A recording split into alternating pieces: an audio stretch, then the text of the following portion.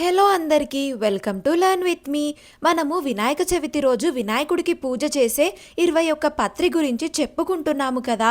అందులో 20వది గండలి పత్రం. గండలి పత్రం లేదా లతాధూర్వం అనొచ్చు. ఈ మొక్క ఆకులు చూడడానికి ఒంటె పాదాల వలె ఉంటాయి కనుక దీనిని క్యామెల్ ఫ్రూట్ ట్రీ అని అంటారు.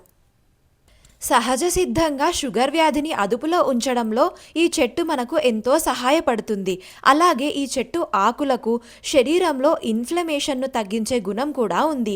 ఈ ఆకులను ఉపయోగించడం వల్ల ఆస్తమా, ఆర్థరైటిస్ వంటి సమస్యల నుండి బయటపడవచ్చు. అలాగే ఈ గండకి పత్రం చెట్టు ఆకుల్లో యాంటీ ఆక్సిడెంట్లు పుష్కలంగా ఉంటాయి.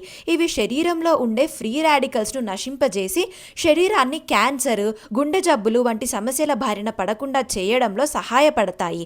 అలాగే ఈ చెట్టు ఆకులను, బెరడును ఉపయోగించడం వల్ల థైరాయిడ్ గ్లాండ్ పనితీరు మెరుగుపడుతుంది.